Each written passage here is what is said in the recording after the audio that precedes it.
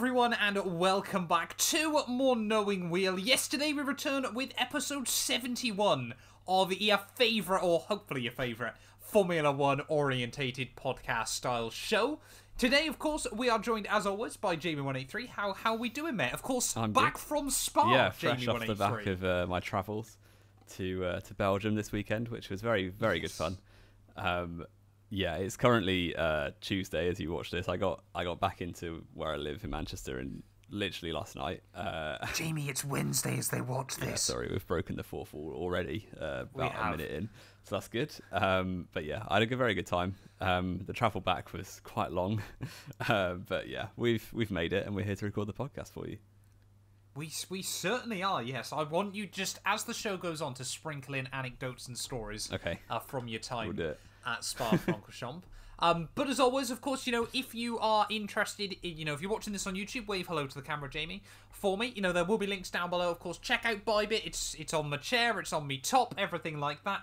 Check out F1 merch as well. We've got links to Spotify, links to everything you could ever desire down there in the description below. So yeah, we definitely recommend going and seeing what's going on. Clips as well. We have got all that good stuff. We're trying to push the TikTok game at the moment with the show for some reason. But yeah, if you want to go check that out, it would be greatly appreciated. But of course, this week we're going to be splitting it up. We have got the only triple header of the year, isn't it? Yes. Now Russia, of course, has been rightfully scrapped. How on earth, just quickly, were they ever thinking Singapore, Russia, Japan was a good triple header? Oh, it's insanity, isn't it? That was going to be such eggery of the absolute finest. Yeah. But yeah, luckily, we've managed to get rid of the Russian Grand Prix this year. It was always pretty awful anyway, in an even worse country, or an even worse leader. Yeah. Even, I think, is safe to say at the current state of affairs. But of course, today we'll be jumping in and doing our review of the Belgian Grand Prix. Then we'll be back either tomorrow or Friday with our preview show ready from Zandvoort. So there is plenty of Formula 1 content for you to check out. But yeah, let's bring it in then, Jamie. With pre-weekend, we did have some interesting stories, didn't we? Where are you going to start us from? I'm going to give you full control. Well, where are we going to start us from? Yeah, well, pre-weekend, we obviously had the technical directive finally coming into play, when it feels like it's been about 2 months since it was first announced. It has been about 2 months, yeah, hasn't it? Yeah, it has. So, yeah, the porpoising, or the new sensors, new flexi floor, all of that kind of stuff was being addressed in Spa, which was obviously hyped up to be like, this is where Mercedes are going to come back. They've been on good form in the previous races anyway, so this could have been the final swing to put them back in a position to win races. In fact, I think it was James Vowles and Lewis Hamilton both came into the weekend fairly confident. Hamilton's never confident about anything. Even in 2020, they just kept downplaying how fast their car was. But maybe the DAS will fail. Yeah. And then they I quote, will cause some chaos. Who said that exactly? I actually don't know. It was either James Vowles or James Allison, I think. Right, okay. It was one of the Jameses. One of the Mercedes higher-ups, yeah. So, yeah, Mercedes claiming they're going to be looking good for the Belgian Grand Prix, which we all know how that went later on in the weekend. But, yeah, it could have been big news. Another bit of big news for a German manufacturer, Audi, which is the worst-kept secret probably in Formula 1 over the last few months. Either Audi or Porsche, wasn't it? I mean, Porsche technically haven't even announced. Technically, we'll talk Porsche about is that later hitting on. the rocks a bit by the sounds of it. Yes, yeah. But Audi, have finally announced that they're coming into the sport. Initially as an engine supplier, and there's no further word than that so far, but they obviously are going to take over Sauber in 2026 when the new rule changes come in. Or before then? Well, they're going to take over. Alfa Romeo have announced that they're ending their partnership in the end of 23, so Audi will take over where Alfa Romeo have been as a title sponsor, effectively running as Audi as they're running at Alfa Romeo at the minute, despite it still being Sauber. And then in 26 they'll do a full takeover as BMW have in the past with that team. It's a bit complicated, but hopefully that was clear enough. Well, the Germans, they love to keep it simple, don't they? Yes, exactly. And they're already firing shots at Mercedes, which I kind of like. Yes, yeah, that was brilliant, wasn't it? But Mercedes did fire back quite well. Yeah. It's a shame they couldn't fire back to the competitors on track as much as they did to Audi. But yeah, I actually saw the new car, the show car that was announced. Did you get any pictures? No, actually, I didn't. No. Also, what's the point then? I don't know. It was fan zone. There were lots of people. I just couldn't bother. So fair enough. Yeah, they took the 2022 show car that I also saw in Silverstone last year and repainted it with some Audi colours. Yes, yeah. To be fair, I did think it just looks exactly the same, doesn't it? Yeah. Because I saw the show car at Silverstone. Yeah, it was. And also Mercedes launched a special livery, which they then bottled using because it looked too much like Ferrari. But they never were planning on using it. No, they were. They were the red one. They were going to. Were they? Yeah. I from what I gathered and sort of read, they were never planning on actually using it at all. No, because the last time they used a custom livery like that, it went horrendously. No, they were going to use it, and then they said that it would have caused too much confusion on track. But really, it was because of all the backlash that they bottled it. Yeah. It was not a pretty looking thing. No. There's certainly that to be said. It was like the Ferrari Mercedes love child, wasn't it? Yeah, it did. I mean, I even put a meme out on the channel about that. But quickly though, I did just want to discuss, obviously, because it kind of fell under the radar because it was kind of a given after the other announcements. But Alfa Romeo leaving Sauber, that has been a thoroughly underwhelming venture, hasn't it? Yeah, it was a little bit weird. Like, it was only ever a title sponsorship. It wasn't like Alfa Romeo running the team at all. So it secured them with money, which is very helpful, obviously. Because 2015, 16, even 14, they were struggling financially completely. But now their future does seem secure, which is very good for them and good for the sport as well, because Sauber have been around a while. It'd be shame to lose them. Yeah. It seems like Sauber you can't lose. But yeah, all it really achieved was getting Giovinazzi on the grid for a bit. Like, the rest of it would have fallen into place. I guess Leclerc maybe wouldn't have got his break in 2018 if they hadn't had it. Haas were going to have him anyway. Yeah, so he would have got into F1 regardless. Yeah. But it gave Leclerc his debut. They've had Raikkonen for a bit, but it never really amounted to too much. Obviously, the biggest achievement's been bringing Zhou Guanyu into the sport this year. Oh, of course. Of course. Yeah, they've obviously no podiums as a team. That could potentially could get one this year or next year, but it's looking unlikely. And yeah, they're going to be leaving the sport having not really ever achieved what they did in the 50s, obviously, but they were never really going to with that team, you don't think?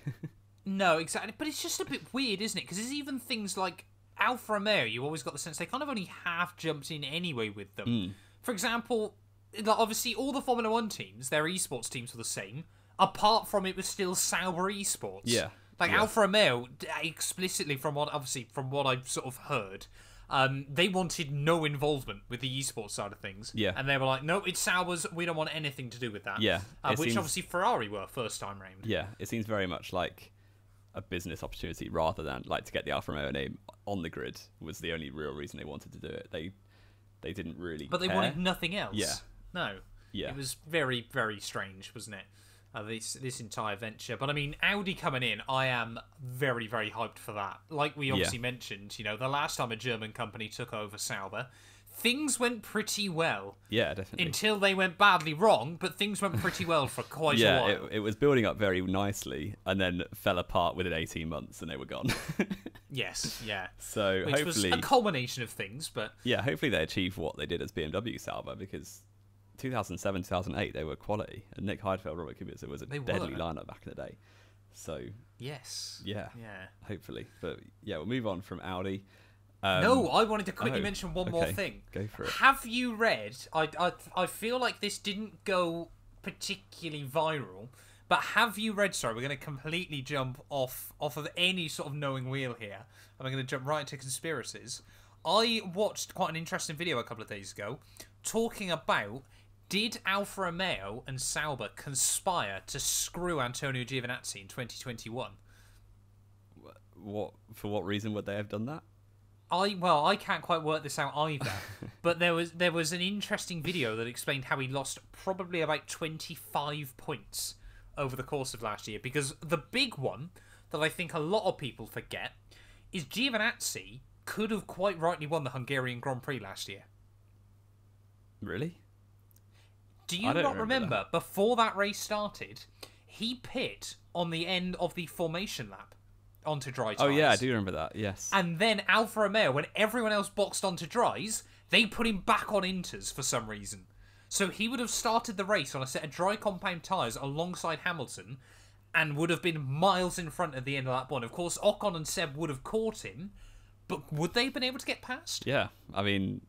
Probably. It's such a conspiracy. Get your tinfoil hats out. It is, completely. Exactly. But he also it was screwed himself in route. Monza and Zandvoort by crashing out of the points. Yeah, that was... Well, Monza... No, Monza he did take himself out, didn't he? Yeah. Zandvoort, he was unlucky. Yeah. But even so, do you even but... see... I mean, rumours of him coming back. I just said, please no. Oh, I don't. Honestly. Yeah, we'll get on to driver transfer I can't later, think of anything... I'm sure. It's literally, in my eyes, he is like on Latifi levels of mediocrity. Yeah. He's broke the record for most races in Formula E without scoring a point. Yeah, and the previous record was held by an absolute unserious driver who was literally a pay driver in FE, which kind of says it all. Yeah. So yeah. Exactly. We'll move on. I mean, he's in with a useless team, but I didn't think we'd talk about the Belgian Grand Prix, and it just ended up being a. Well, we've gone 10 minutes, and we haven't even got to the race yet. So no, but that's pretty normal for us. Not the race, even the race weekend, even. Even the race weekend. I mean, we spoke about Audi. That was part of the race weekend. Yeah. And talk me through free practice, then, Jamie. Free practice. As you were there. Yeah, I was there. Friday morning, wake up in the tent, have some oats, have a bit of coffee. Lovely time. I said talk us through free practice, not what Jamie gets up to. I walked to the track. On the way in, I get told I can't take my metal water bottle in. So I had to walk back 20 minutes to my tent, drop the bottle off, and walk back another 20 minutes to the track. That was fun. Went to Kemmel Straight for FP1. Saw a lot of the cars going. Nothing really happened. It was a bit cold, a little bit of water in the air, otherwise known as rain. It was interesting Friday because, obviously the conditions were very different on Friday to the rest of the weekend, so teams didn't really want to do very much. So the cars weren't out for as long as they usually would be, but the race pace stuff did seem to show Verstappen was on a different level from very early stages in the weekend. Yes. But before Friday, in fact, or maybe just after FP1, everyone announced they had grid penalties. So, yeah, the grid was already going to be completely mixed up. 7 drivers in total, I believe, had the penalties. All of them, apart from Bottas, were starting from what they call the back of the grid because you've taken more than 15 places, including Verstappen and Leclerc, who are obviously both going to be going for the race win pre-weekend, you assume. Maybe not Leclerc based on recent form, but yeah, it was going to be a mixed-up grid. But based on Hungary, even on the track, we were kind of wherever Verstappen starts, he'll probably still have a good chance of winning the race.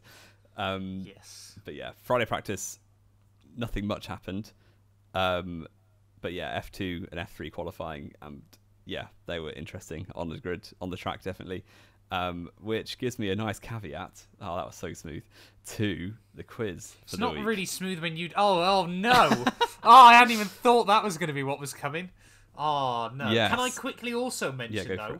I've obviously, when you spoke about grid penalties there, of course, Ferrari tried to be really clever with it, didn't they? Yeah, and it backfired. And they took Leclerc's penalties individually, so they wouldn't be more than 15 places. And then the FIA went, "That's not how numbers work." Yeah, you can't take a 5, a 5, and a 5 and not have 15. And not equal 15. So yeah. Ferrari showing why their strategies are quite as bad as they usually are by proving they can't do basic maths.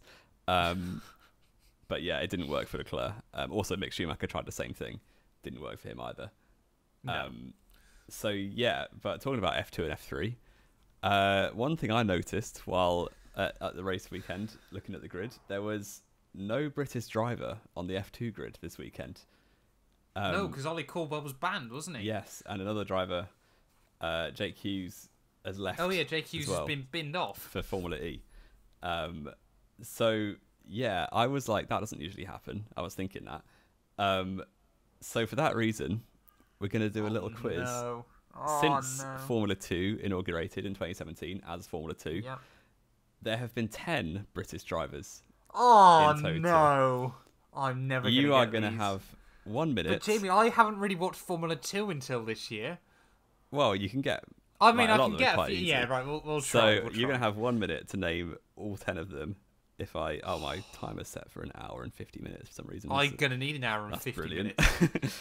There we go. So we're going to go in 3, 2, 1, and go. And we're off. Caldwell, Yes. Obviously, the other guy we just mentioned. What's his name? Not Teo Porcher, Jake Hughes. Yes. Lando Norris, George Russell. Yes, both of those. Albon doesn't count, I take it. No, he's tied. No, okay. Which other British mediocrity have been in Formula 2 over the last few years? Oh, no. I'm trying to think. Left. Oh, Callum Ilott. He was good.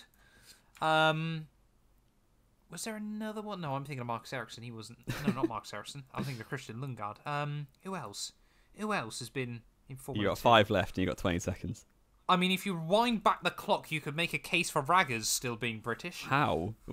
Well, back when England was apparently great and victorious. Oh, brilliant. You could do that for all the drivers. You could make that claim that half the drivers on the grid, were British. I've just ruined all my time. You got 5 seconds. I mean, I'm impressed I got 5. Yeah, give me just 1 second to wrap my brain when I'm not under pressure. I completely get they don't count anymore. I'm just trying to think of any. Is there any else I should get? Bearing in mind, like I said, I haven't been able to watch F2 in the past. Actually, I've got one of them down twice. There were actually only 9. Oh, there were only 9, so I got more than half then. So you got 5 out of 9. You should have got at least 2 more, but the other 2 are quite hard. Okay. Did they all race full time? Yes, I believe so. Can you give me the year they raced? So I really do want to just see if I can get these. One was 2020 and 21, I think. But definitely 2020. Oh, Dan Ticktum, of course. One was very regular early date, like 17 to 19, I think he was. Made an appearance in Formula 1. I'll give it away. So, no bells being rung. Give me a second. Obviously, it's not Jolyon Palmer. He was already in F1 by then. Yeah. He did make an appearance in Formula 1. Yeah. This is horrendous. I can't remember. Very poor wheel knowledge from Matt here. It is. Which other British drivers come into Formula 1 recently? No, because there was only Leclerc that came. What year did he race in F1? 2020.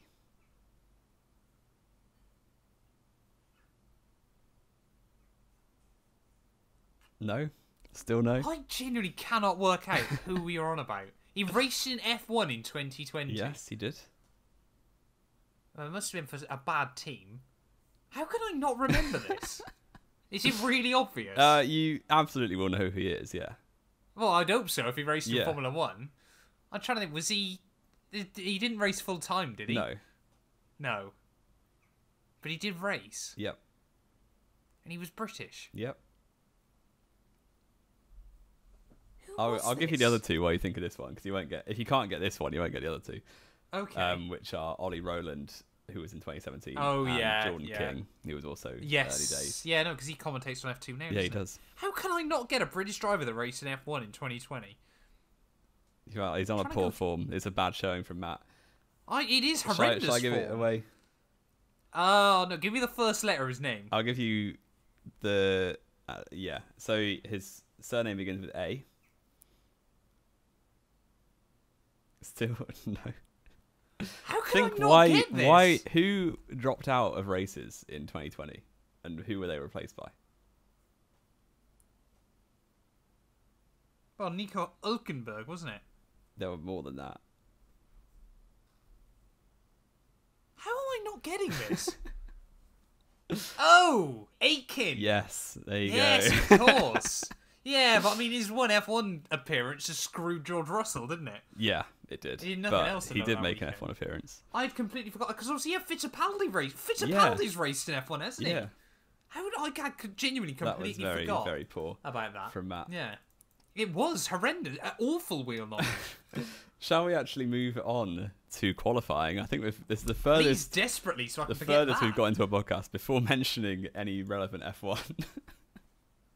I can't get over that.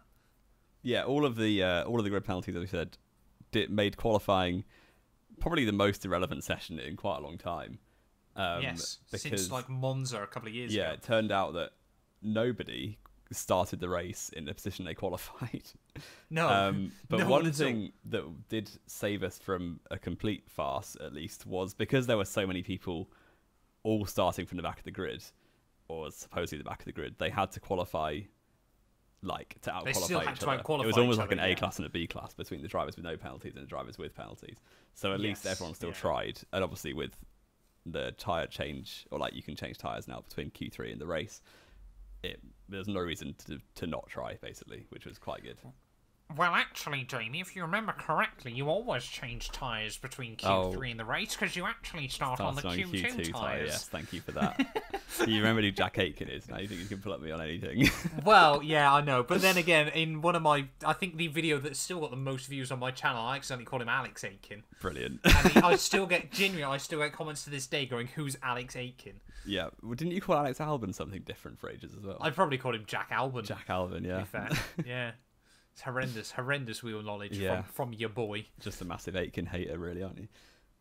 I mean, I'm not a fan of him particularly as a driver. Fair play. I've never if you're warmed watching to this, him, Jack Aitken, I'm sorry. Yeah, I apologise, Jack. You know, we'll have you on in no time. If you want to come on the show and replace me, if you want to come on the show, I won't be there. Yeah, any Formula One drivers watching, we're always welcome for guests. So please let us know. Yeah, hit me up with your personal. Or just follow me on Twitter. I might follow you back. We'll wait and see. Yes. So Q1 happened because Q1 did happen. It did happen. Yes. Not much actually happened in Q1.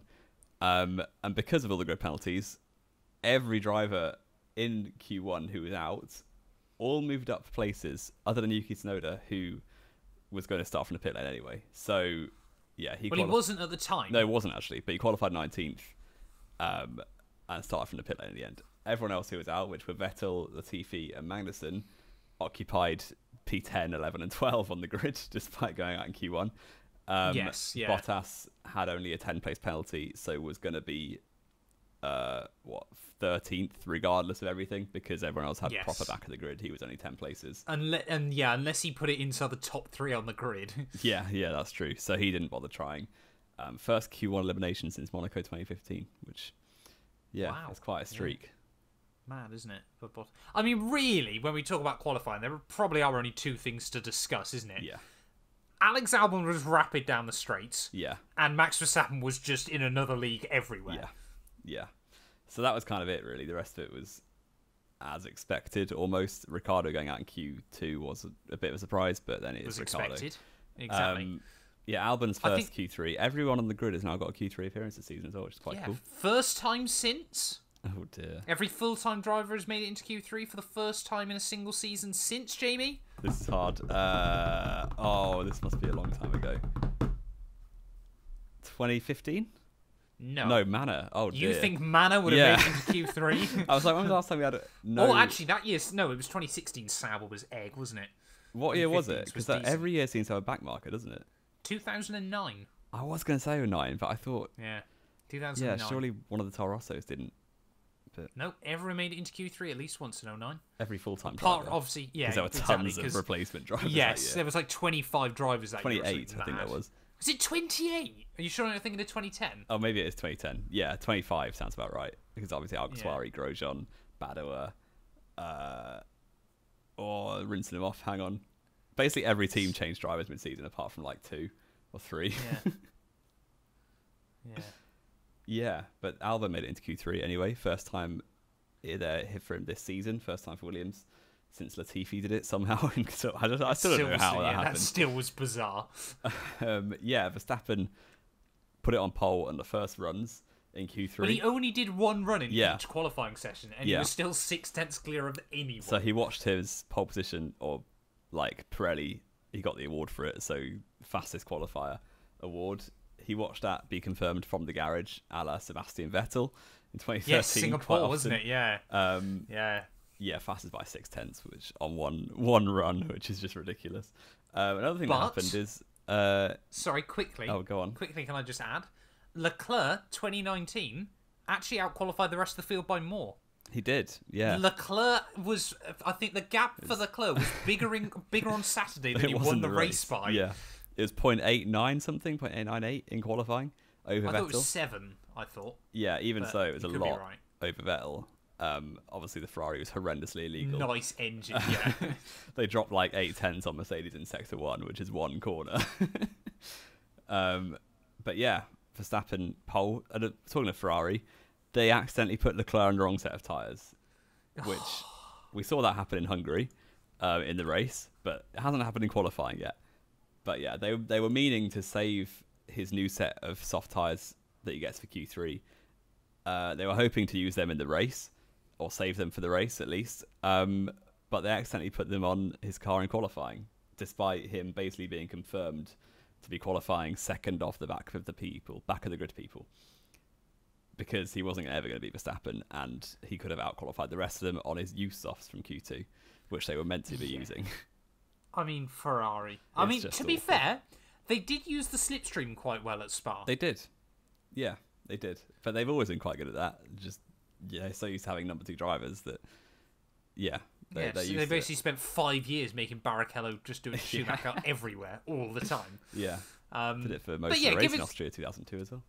Exactly. Give us a full rundown then, Jamie, of the actual times and then where they all qualified. The actual times. So we had Verstappen. Oh dear. It was Verstappen, Sainz, Perez. You've tested me here. This is awful. I thought you honestly had it up, to be honest. This wasn't meant to be a test. I'm loading it very fast. Qualifying, here we go.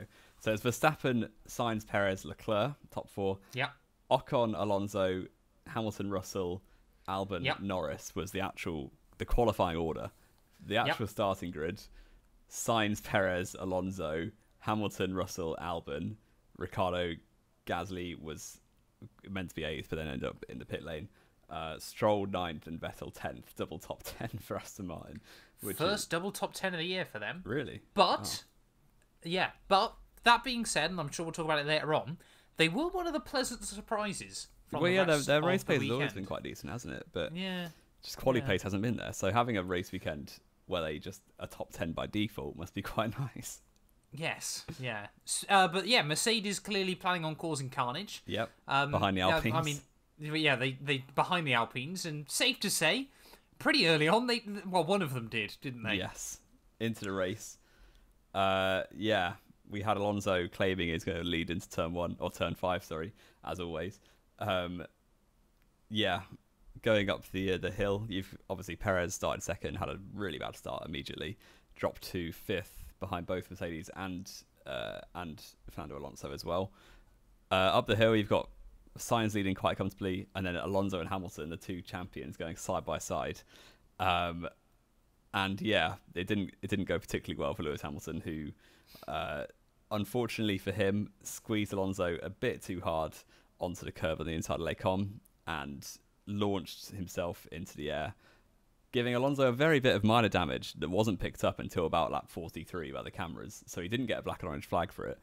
But if it was Kevin Magnussen, he definitely would have done. Yeah. Lewis Hamilton, his first 100% definite self-inflicted DNF. No, first self-inflicted DNF since Spa 2011, I would say. Really? He had I'm trying to think. There's a few arguable ones. Yeah, there's been a couple of ones that are 50. Well, some of them weren't really 50-50, but others were. But his first non-reliability, non-Verstappen related DNF since Spain 2016. Yeah, mad. Pretty mad. His streak has been very good. Exactly. Which, to be fair, and I mean, let's just mention it quickly then, Jamie, as we're discussing it. Alonso's comments, obviously, very, very much, heat of the moment. Yeah. Everything, emotions are high, things like that. But it's still very, very clear, isn't it? Alonso is... salty is the wrong word. But still, there is a lot of anger between Alonso and Hamilton, mainly facing one way. I think it's safe to say Hamilton probably gets free accommodation in Fernando's head, living rent-free there. Would you agree? Is that a fair assessment? Alonso definitely thinks about Hamilton a lot more than Hamilton thinks about Alonso. That's definite. Yeah. And I think Alonso has always felt like he's not had the career he quite should have done, or the success he should have done. So towards drivers like Vettel and Hamilton, who he decrees as getting the fastest car quite a lot in his career, he's got that little bit of bitterness. We bring it up quite a lot, but when 2013 Vettel was getting his 4th championship really easily, Alonso was like, he shouldn't be having 4, basically. Yeah. But yeah, he has been unlucky in his career, obviously, Alonso. But it's been a lot of self-inflicted bad luck as well. Like, he's burned a lot of bridges. Alonso's ego is his greatest downfall in Formula One. If he didn't have the ego he had, easily at least another world championship there, you'd imagine. Yeah, maybe a couple more, definitely. But I mean, this one Hamilton wasn't on beat him as a rookie. Tied. But yeah. I think he finished ahead of him in the championship, and I think that was sort of where it stemmed from, wasn't it? Because before, I think Alonso genuinely never expected Lewis to be anywhere near him in 07. Well, he went to that team to be number one, and that's what it said in his contract. Yeah, but he went to that team to be number one, and if I remember correctly, he told Ron Dennis, if you want to win the Constructors' Championship, why are you bringing this kid in? Really? I didn't know that. Alonso never expected Hamilton to be anywhere in 07. No. And of course, the fallout is quite well documented, obviously. Yes, I did see one more brilliant tweet quickly as well of someone saying Hamilton can't race wheel. Obviously, Alonso saying Hamilton can't race wheel to wheel, and someone literally pointing back, obviously, to Hamilton's very first race where we went round the outside of Alonso at turn 1. Yeah, which did make me chuckle. Very good. But I mean, Hamilton's fault. It does amuse me. That. Obviously, heat at the moment, we can't analyse the comments too much. But Alonso saying he only knows how to race from the front. They were battling for second place. It's like, this is the front. It's like, well, exactly. Yeah. I was on Hamilton. Alonso was the innocent party here. Obviously, it didn't affect Alonso too much. Could have backed out, but I'm not saying he should have. But he would have had to jump the curb. It would have been quite hard to back out. Yeah, No, like I said, I'm not trying to shift any of the blame onto Fernando, but certainly, obviously, and Lewis put his hands up and admitted. But I did think as well, it was very good of Lewis not interested in what Alonso said. No, not at all. Because let's be fair, he knows what Fernando is like. He will probably know what Alonso is likely going to say. And Hamilton, of course, is probably... I'd say Hamilton is the best driver when it comes to media. He just doesn't take it. He doesn't rise to it, does he? But he's incredibly clever with the way he does it, though, isn't it? Because he didn't say anything at the time, but apparently he did say something later on, though, didn't he? I didn't see much of the reaction. There was one thing. I would think, if you want to chat for a minute, I want to see if I can just try and find it again. Yeah. Apparently, he said he made one comment after the weekend. So that that collision at turn 5 left Sainz in the lead. Russell was actually P2 momentarily, I believe, with Perez third, and but ended lap 1. Verstappen was up to P7. There was a safety car deployed, but he ended lap 1. Hamilton had to pull over, which got a resounding applause from all of the Dutch who I was sat with. Yes, I'd bet. Yeah, it wasn't toxic or anything. There was no horror stories at all from the whole weekend in terms of Dutch fans. In fact, they weren't even that rowdy in the campsite, which was nice. But yeah, it was. They were all fairly pleased to see Hamilton out of the race. And yeah, I've been to the guy I went to the race with is a Hamilton fan. He obviously wasn't very happy. But this time last year, I went to Silverstone with him, and Verstappen was out on lap 1, and Hamilton won. So swings and roundabouts. But yeah, safety car deployed. Verstappen's up to P7. Leclerc had to pit under the safety car, which was unfortunate for him because of a tear-off from Lance Stroll's car. People thought it was Verstappen. Apparently it was Stroll, going into his brake duct, which is typical bad luck because Leclerc was actually up to 9th, just behind Verstappen. Verstappen actually rinsed him around the outside of No Name Corner on lap 1, which I'm surprised didn't get more coverage since they're meant to be battling for the title. But yeah, unfortunate for Leclerc to have that tear-off in his brake duct. Had to pit, kind of ruined his strategy. Didn't really have much pace from there on, and ended up having a bit of a disaster in terms of not that it matters anymore, but points lost to Verstappen were quite big in the end of the race. Have you found this quote? Just to quickly interject, I haven't been able to find the quote, but literally about 2 minutes before we started recording this podcast, Hamilton's posted on Instagram. He just posted a few pictures. And the last one is a Mercedes signed cap with the message "to Fernando" written on it. Oh no, I need to go find this real quick. So he's going to go give Fernando a signed hat for his troubles. Brilliant. I'm sure I'll appreciate that. I'm sure, if knowing Fernando, that'll be straight in the bin. Nah, and you know what? They're on quite good like terms that, when they're not in the car, aren't they? I don't know. That's a very good question. I'm not convinced they are. Well, in the future they'll be pals, I reckon. Like once they've both stopped racing and made amends. Do you think Alonso's one to sort of get over these things? It's been 15 years, Jamie. I don't think it's quite as overblown as people make it. Alonso holds grudges. Yeah, he is a very, very salty man. Remember when when Oscar Piastri tweeted out and all he put on his Instagram story was him doing the thumbs up? That was hilarious. Like he knew nothing was going on. I love Alonso. I don't want him to leave. Oh, don't give me that. He's got to go.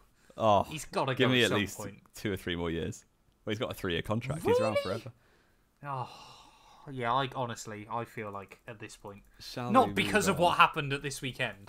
Well, no, Alonso, just call it a day, man. Honestly. Yeah, he's got 3 years of stat padding versus Stroll now, anyway. So pretty much, yeah. There we go. Stat padding his bank account. Yeah. Moving on to the restart. It was fairly uneventful, the restart. Verstappen just very, very quickly made up positions. It was just one a lap, wasn't it? Sainz was leading, but never really broke away from Perez or Russell. Verstappen was just rinsing through the pack. One at bus stop, one at Les Combes. Yeah, it was insane, the rate of progress. I think we all expected it. I did like that Alonso made sure to lift off and basically wave him through versus when he raced the other champion on the grid, just doing everything he can to defend against Hamilton. I guess he knows where his battles are, but also he does seem to like Verstappen a lot more than Hamilton. Yes, yeah. Verstappen was very quickly up to P3, and by that point, Perez and Sainz both pit fairly early.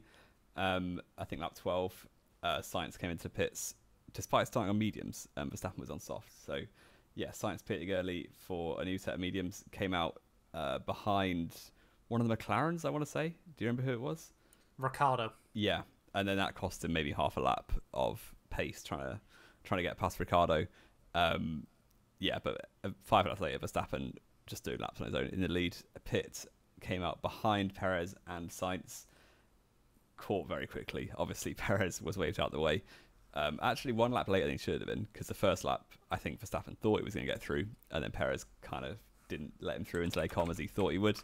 But 1 lap later, team orders, I think, came out, or maybe just Verstappen was close enough to make it a move easily. Yeah, he just got rounded. I think, obviously, Sergio Perez knew what was going on. Yeah. There was no point for him either, and then, to be fair. Very quickly, Verstappen keeps on closing on Sainz, and lap 18, he took the lead right in front of me, where we were stood, which is cool. Just never really looked back. So in 14th to first, less than half the race, he'd gone from 13th because Gasly didn't start the race, up into P1, a net P1. In under half distance. I wish they'd have started him from the pit lane just for a laugh, because he still would have won. I mean, this is the thing, isn't it? Like, genuinely, they probably won't try it, of course, but you sort of think, if they've got a car that's this quick, Monza, Verstappen could genuinely do something that has never been done in F1 before. Yeah. And that is start a race from dead last and win. Because John Watson, obviously, other drivers have ended up in last place and still won races before, but no one has started in the very last grid slot and won a Grand Prix in F1. No, I think John Watson's the lowest one from 22nd. John Watson won from 22nd, but that was a 23 car field, wasn't it? Was it really 23? More than that. That's insane. I think it was 23. What year was it? I have no idea. I was going to say I want to say 1982. Let me have a look. But this race he could have started from the pit lane and definitely still won. I don't expect it was 1983 Long Beach. 22 out of 28 he started. Oh, 28, sorry. Yeah. Verstappen could have won the race from anywhere. He could have started with a 20-second penalty and still won the race. I think he was just on a different level this weekend. I think the circuit definitely suited the car. Absolutely, the straight line speed of it is insane. Yes. So when we get to tracks that are a bit more similar to Hungary, I think the Ferrari will be fairly level still. So at Zandvoort, for instance, I think Ferrari should have the edge there in terms of pace. brave. Yeah, but it's also Verstappen's home race, so he's going to have the extra half a second, as Nigel Mansell used to say. Yep. Yeah, we'll have to wait and see about that. I mean, Ferrari have come out and said, haven't they, after the race weekend, that they do believe that that Red Bull now are much quicker than them down the straights and still able to match them in the corners. Yeah. Which would not bode well. Exactly. I mean, Adrian Newey, let's be fair, everyone always says it about any Formula 1 driver, don't they? Hamilton, it's always the car. He's been able to win 7 world titles because of the car. Best drivers get best cars. Simple as that. Max Verstappen certainly deserves a car like that Red Bull. Absolutely, yeah. Adrian Newey is just a wizard. Yeah, he's a genius. You can't argue against it. Adrian Newey is just built... He sees the world in a different way. Yeah.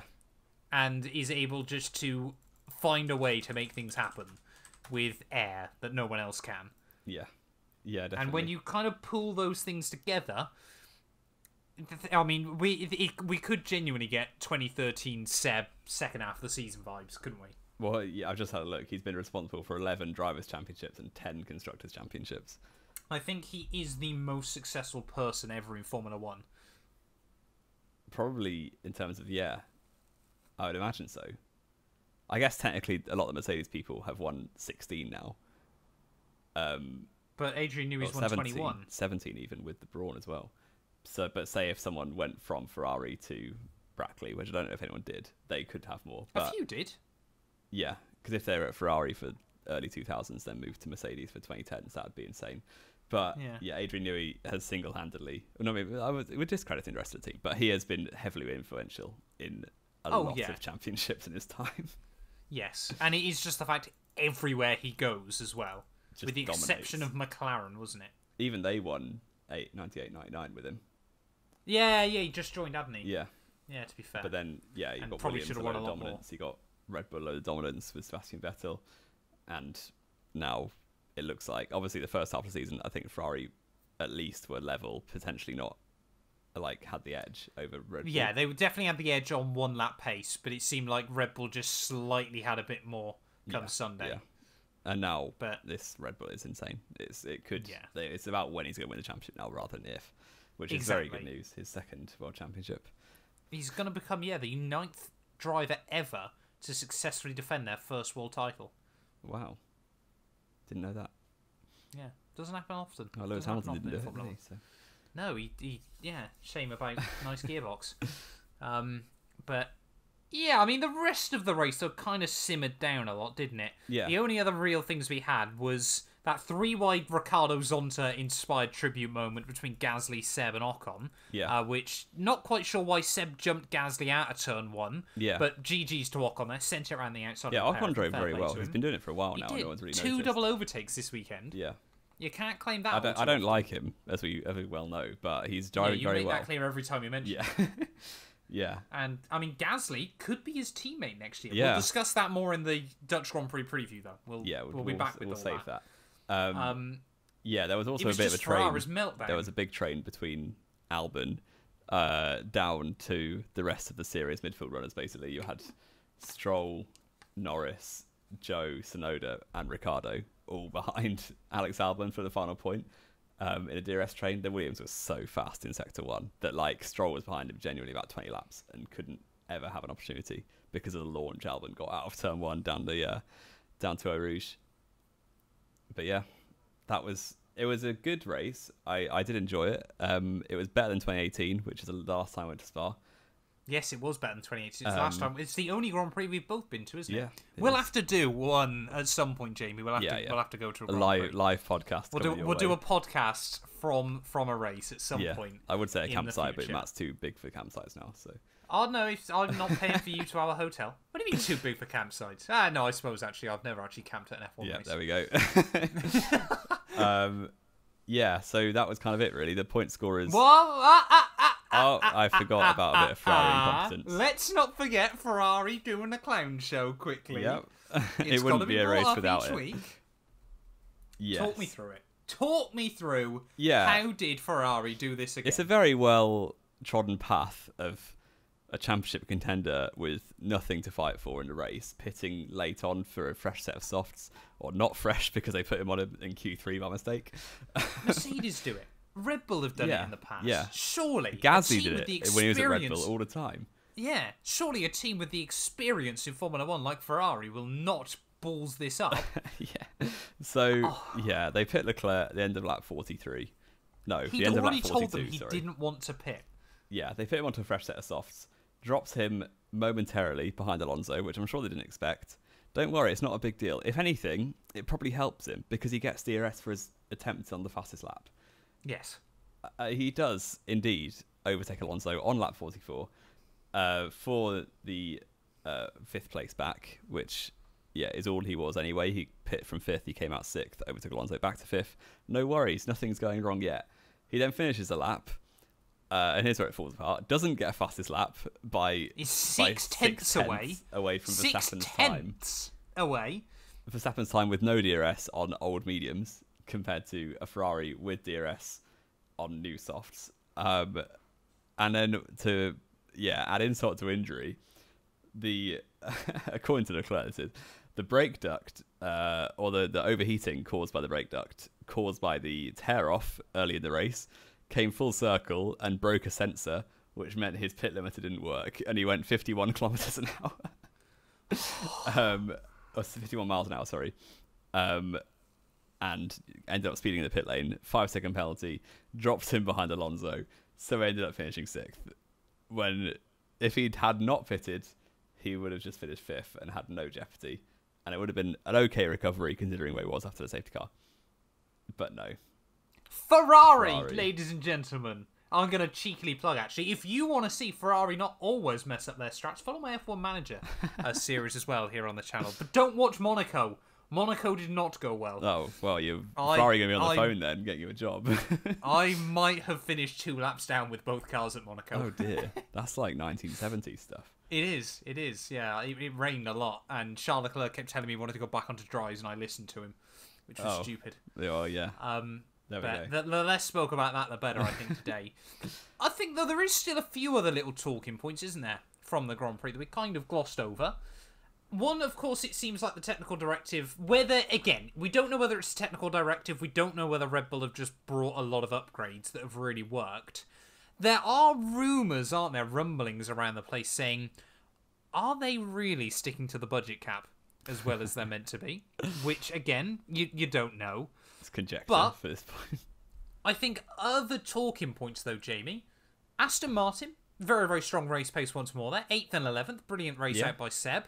Williams as well. Obviously, Albon running the 0-0 wing concept clearly worked this weekend. 10th place for him. And it seems like, actually, I read some data that Mercedes, during the second and sort of second half of the Grand Prix, they're still on pace with Ferrari. Yeah. I mean, George Russell's only 2 seconds away. Russell came out the pits, I think, 10, 12 seconds behind Sainz. Yeah. Ended up, he almost got DRS and then made a mistake and then never really recovered from that late on. But that was what we were looking out for late in the race at the track, was just how much closer Russell was getting for that final podium place. Yeah. It's not all over for Mercedes. I think this track really exacerbated their weakness. But there should be opportunities. I don't know if they'll win. I've been saying all season, I think they'll win a race, but I'm not so sure now. It's over, and they're not unless you get a miracle run. Yeah. And I think this weekend they basically have. Maybe obviously Russell's strong pace on Sunday will mean they Singapore keep trying it a bit could more. Happen. A Singapore could, but Mercedes have historically always been terrible at Singapore, and they never know why. Yeah, but then this car seems like it likes the corners a lot more than the straight lines. So. Yeah, we'll have to see. But I'd be surprised. Certainly, I'd be surprised if both of them win a race. I think you're looking at getting a bit of luck to win a race now. But yeah, unfortunately, that Red Bull just looks. I mean, that Red Bull is the fastest thing around everywhere at the moment. Down the straights, in the corners. It is, Jamie. That was. We'll have to wait and see. I don't think we will. I think we all know what's going on. But I mean, again, like we said, though, of course, Mercedes is still right there with Ferrari. Could still mean we got a battle for P2 in the constructors. But even now, Perez should be really thinking, I'm going to get my best season result of the year. Yeah, P2 in the driver still looks quite open, unless Red Bull begins to dominate. Perez should walk away with that now. Yeah, he should, but it is Perez. And in Hungary, he was out in Q2 on pure pace. So... Yeah. But Max Verstappen becomes the first driver since 1960 only the second to win driver ever. two races in a row, both starting from 10th or lower. Yeah. Which, if that doesn't scream dominance, I don't know what does. Yeah, he equalled the current grid record for lowest winning position. Legitimately winning position, sorry. Yeah, I was going to say. Nice Alonso. Yeah. Well, I guess lowest grid position is a bit of a caveat because Hamilton won from actual 14th, whereas Verstappen was 13th. Yeah. Because of Gasly, but it was 14th on the grid. Alonso won from 15th in Singapore. 15th, yeah. But not quite levels of Kimi, but there we are. And talking of conspiracies, earlier on in the podcast, sorry, I saw a conspiracy that's completely unrelated, just to Singapore 2008, that had it not changed the outcome of the championship, they would have avoided that, which I probably agree with, because obviously that race, had they avoided the result, Massa would have won the championship over Hamilton, because Massa got no points, Hamilton got 6 in that race. Yeah. But to be fair, Ferrari, it wasn't directly caused by... No, Ferrari, Massa still could have got Ferrari points that threw race. that away, They completely threw it. But yeah, that's an interesting little thing. The amount of times, same with 97 actually. They would have had Schumacher been successful in taking both of them out, I think they wouldn't have disqualified him. But that's just me. They hate changing championships. Yeah. We made that very clear last year, Jamie. They hate changing championships after the race is finished. Yes, that's very, very true. Let's just discuss then driver of the day. Why is it Max Verstappen? Yeah, it's Max. He won for 14th. That being said, though, a few other shout-outs certainly need to be given. Like we said, Sebastian Vettel, brilliant race from him. Ocon, despite the penalties there, was not far away from Alonso by the checkered flag. Gasly, from the pit lane to points. Yep. And again, obviously, Alex Albon. Yeah, definitely. Gasly, we didn't actually know he started from the pit lane at the track. It wasn't really made clear. We just sort of saw the grid starting and there's a car missing. We're like, oh, who's that? But yeah, a very good race. 100th race in Formula 1 for him. Pit lane to 9th, which is decent. Not bad going in his AlphaTauri. Not bad at all. And championship-wise, it's very curious. I think the lower places in the constructors certainly could be very, very close. Because in my opinion, you've kind of got... So right now you've got Alfa in 6th, then Haas, then AlphaTauri, then Aston Martin. In my opinion, the actual pecking order is basically a reverse of that. So, Aston Martin will, I think, definitely finish above 9th. Aston Martin can be. Yeah, but they're definitely, in terms of form, seem to be on better form than Haas and Alfa Romeo right now.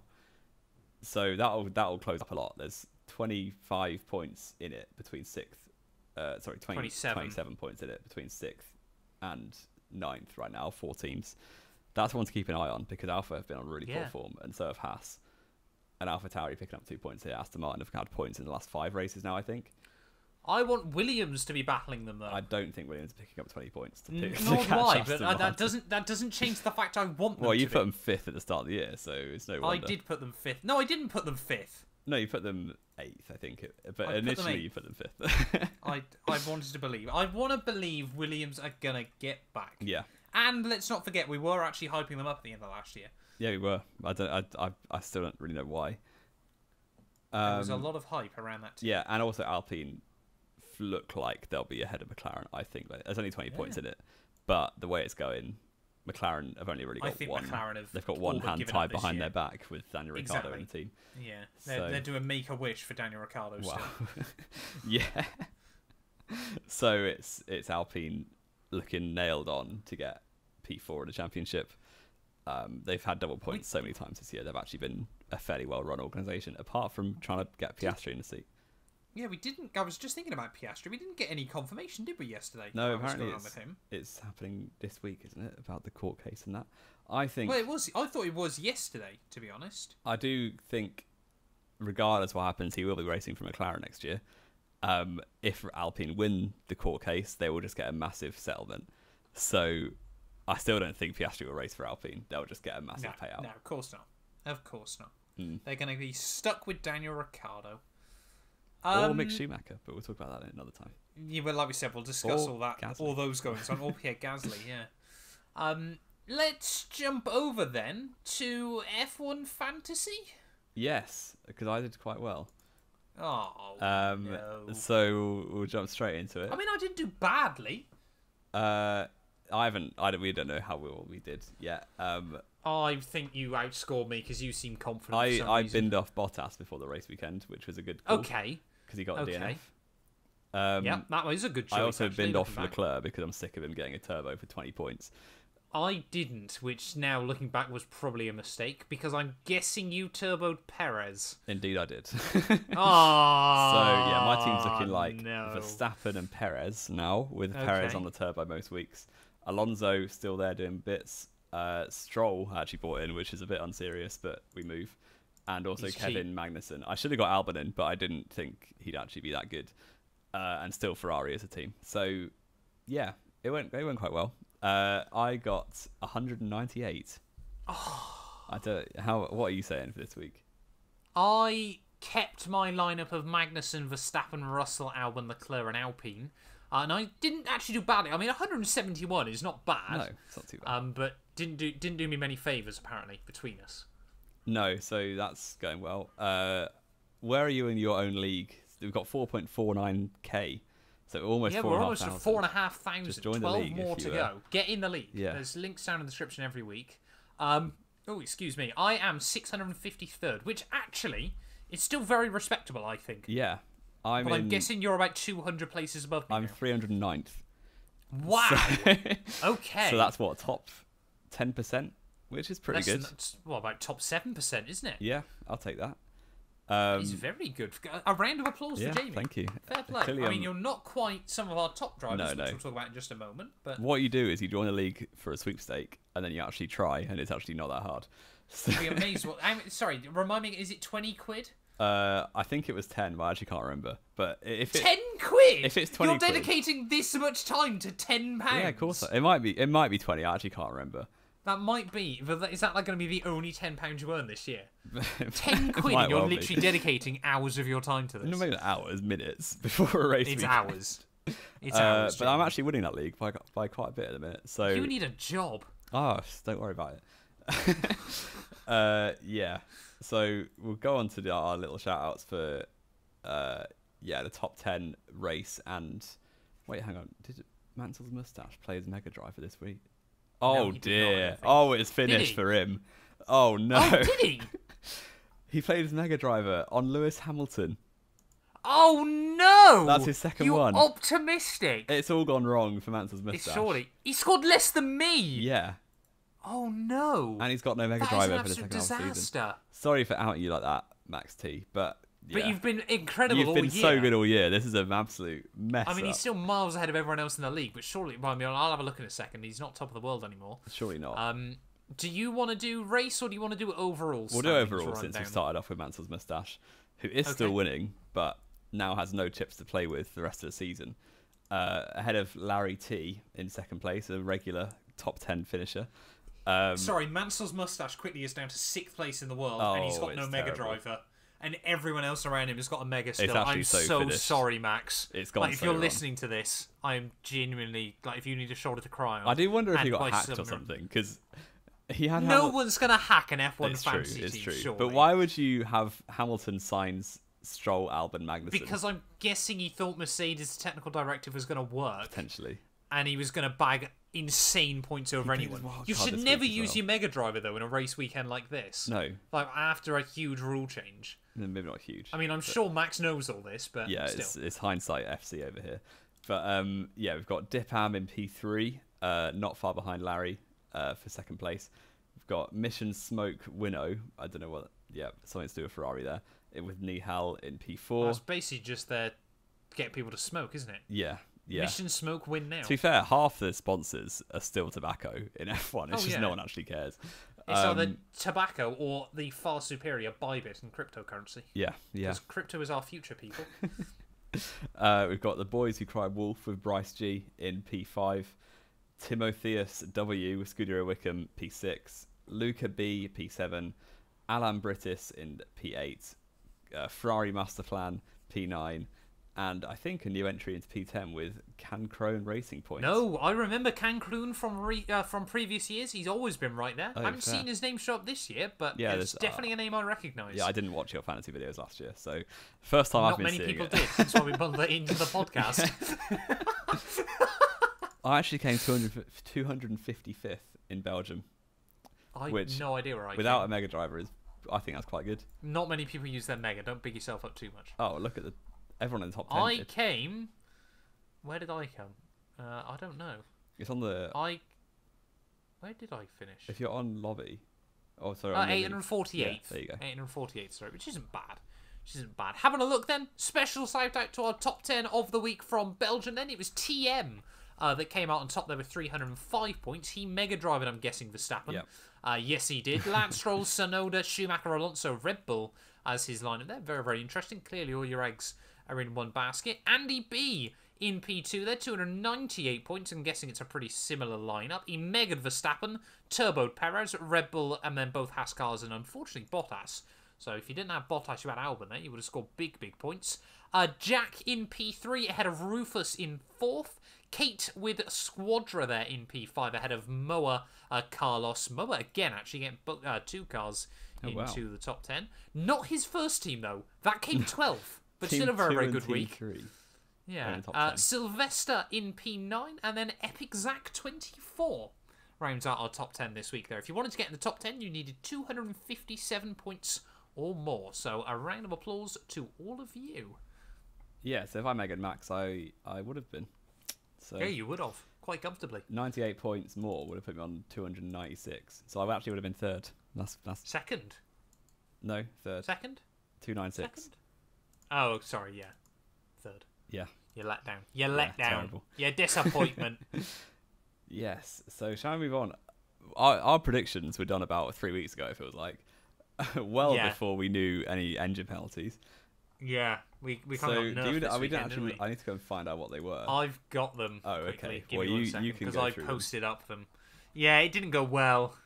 No, gonna level with you. Well, I think between us we received Verstappen and Leclerc on pole, which both which having is no back points. of the grid didn't go too well. That kind of saved me accidentally last week. You had Verstappen race victory though, which I'm sure after Saturday was still a guarantee. And then you had Hamilton Leclerc, which definitely didn't happen. Nope, neither. Mine went even worse. I almost actually did quite well. Had Russell jumped Sainz, I would have actually outscored you this week. But I had Hamilton win, which definitely didn't happen. Oh no! I mean, I was always going to jinx it, wasn't I? I had Verstappen P2, which netted me 1 point, and Russell P3, which of course scored me nothing there. So yeah, had Russell jumped Sainz for the first time in a long time, maybe even this year, I would have outscored you there. But 2 points for Jamie, 1 point for myself. Not a weekend to remember from the predictions. It's up to 51 for me and 35 for you. Oh, it's quite. Actually, no, it's not. I was going to say it's quite soon until it's impossible for you to win. But with 8 points a weekend, it's probably And 10 points, of course, in Brazil. In Brazil. So I've still got a fight. So you've got a chance. It's going to have to be one hell of a comeback. But there we go. Exactly. If Ferrari still believe, then you can. Yeah, we'll do predictions, of course, when we do the Zandvoort preview show in a couple of days' time. What are we rating then, Jamie, to finish us out? The Belgian Grand Prix, of course, confirmed to be back on the calendar next year. I am definitely, genuinely going to try and make sure I'm out there for that. Whether that's with my dad or what, I think we both want to go, so I'm looking forward to that already. But, yeah, I mean, Belgium over the last couple of years has delivered us some snooze fests. Kind of carried, of course, because of the DRS and Max Verstappen being out of position. But not a particularly memorable race. It wasn't amazing. It's hard to tell how bad it is when you're there. Like I remember thinking at the time 2018 wasn't that bad, and then just realised really quite how bad it was when the only thing that really happened was Ericsson and Hartley battling. So yeah, I'll give it a 6 because I think a 6 is fair. This and week, I did enjoy it. Obviously, a driver went from 14th to 1st, but it's kind of like we all knew it was going to happen. Yeah, it's bizarre, isn't it? A driver going 14th to 1st should make it at least a 9. Yeah, I see people complaining about how boring F1 is, but like, get a grip. If you watch the first 9 races of 2019, first 8 races, 2019, this is so much better. Like even with. Well, I mean, 2019 had some pretty memorable. Well, it did after Mercedes stopped getting 1-2s every race. Yeah, but that was Bahrain. Shouldn't have been. No, Bahrain was good. Canada shouldn't have been a win for Mercedes. They didn't actually get 9 1-2s in a row either because Monaco happened. But they got. I think 2019 is often forgot to actually have quite a few spicy races. Well, they had a lot of good races after Austria was the first really, really good one. But it was about 5 in a row after that. Monaco was intense. It wasn't that. If Verstappen had a penalty, it wasn't that intense. Hamilton just overblew it on the radio to make it seem harder than it was. Well, yeah, but can't blame him. Can't blame him. But yeah, I mean, F1's good. Stop crying, basically. Yeah, it's. I think they 2021 need to treated us so hard, and we're realizing now. Exactly. We kind of. I mean, we've seen enough Formula 1 seasons that we know this. Yeah. But it would have been nice if Ferrari could have been competent. Isn't it? You just can't rely on Ferrari to give you a championship challenge. Not Brazil, sorry. Bahrain and Jeddah really made us, didn't they? Made us think it was going to be an absolute banger like last year, but it's kind of. Even Australia was good. Yeah, I guess it was. Leclerc kind of dominated though, didn't he? Even before the failure. But yeah, it's just a normal F1 season. We had years and years of Hamilton just winning the championship with 6 races to go. So 2017 and 18 gave us some renewed hope. Even then, it was 3 races from the end or 4 races from the end both years, wasn't it? So that's because Ferrari was just fun to watch Ferrari implode after the summer break. So both times. Yeah, F1 isn't in the mud. It's still going to be growing. It's still going to be very good. So yeah, we go again for Zandvoort, which we do. Speaking of races that disappoint, a track where you can't follow and can't overtake. Probably. That being said, though, new regs. This is going to be a big test. Hungary was good, and that shouldn't have been good. But Hungary has no right giving as many good races as it has, though. Yeah. Anything else to add, though, Jamie, before we round out this week's show? Then I think we've covered everything quite well. I don't think either of us expected this to be over an hour long. No, we waffled about 20 minutes before we actually got into it, didn't we? We did waffle a lot earlier. Hopefully you made it through that. Yes, that is knowing Wheel at the end of the day. Thank you all so much for listening. Like we said, Jamie, are you going to be back out at Zandvoort this weekend as our trackside reporter? Oh, absolutely not. That's me done for the year. Okay, fair enough. Fair enough. That's Jamie done for the year. But yeah, thank you all so much for listening as always. If you have enjoyed, please do make sure you leave a like and get yourself subscribed. Leave us a follow over on Spotify as well. And we will return in, a couple of days' time, ready to preview Zandvoort and discuss a few other goings-on in the world of Formula 1. Otherwise, this show would be about 3 weeks long.